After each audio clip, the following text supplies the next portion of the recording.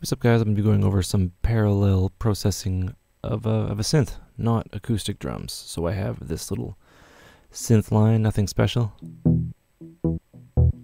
Right?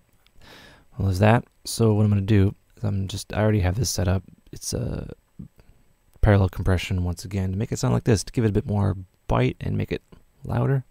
But we're going to do something else with it after.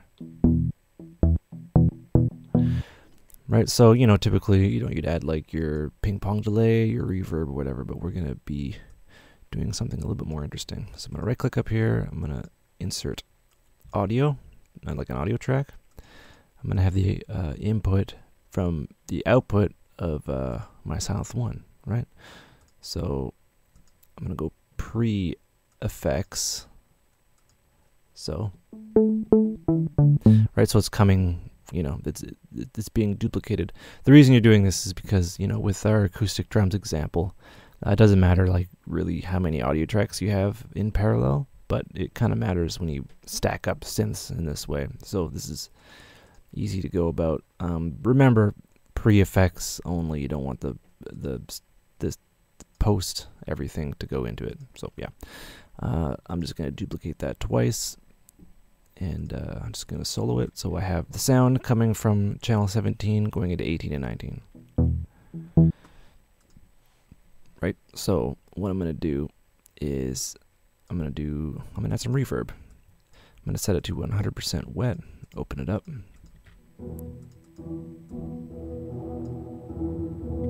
Alright, so I have that, so it sounds like this. Right, but there is a really fun way to make the reverb kind of breathe next to the track. So I'm going to add 2 compressors here. I'm going to add an EQ. This is something you couldn't do if you just had one channel. So this is a benefit of processing serially. So I have that. You cannot see that. I'm going to route the Synth 1 channel 17 into the side chain.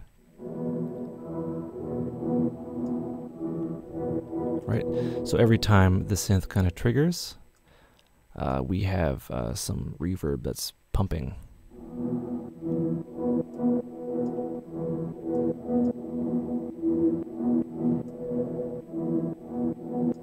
Right, so what that sounds like with everything else, as opposed to a little less busy, but there's movement going on there, which is pretty cool. So I'm going to do, the same thing. I'm going to add a ping pong delay. Turn it on or off. Was it on? Yeah. I'm going to have it set to 100% wet. Right, so that's what this would sound like. That sounds all well and good, but I'll add our compressor, our sidechain compressor.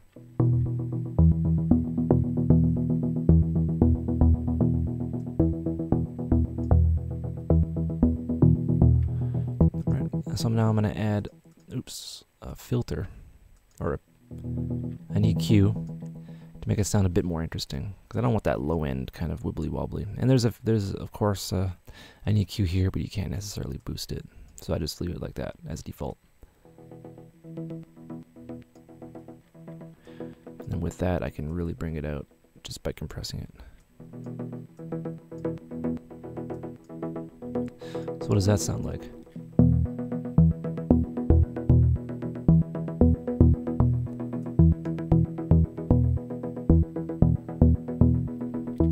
To make it breathe less or more, it's as simple as adjusting the release that's right here.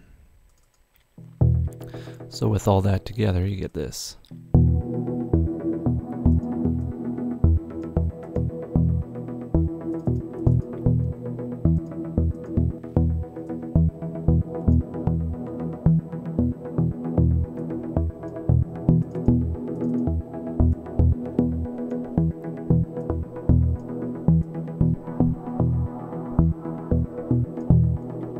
So you have something that sounds pretty. So I'm going to group these up,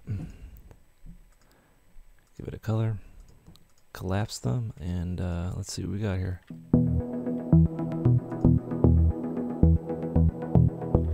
So I want to kind of glue that all together to make it sound like one cohesive sound.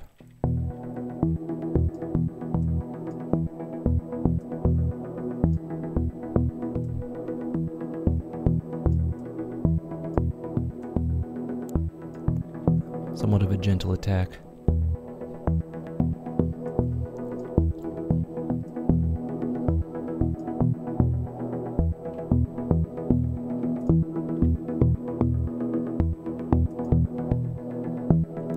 Then we can route all that into a reverb that kind of smears it together. And then do some reparative EQ.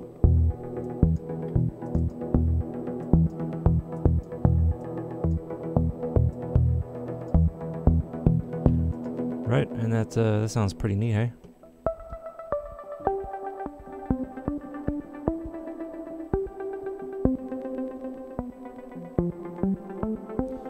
Kind of dreamy. It kind of works better on the higher octaves of the keyboard, but yeah, you get the idea. And yeah, hope you learn stuff. Take care.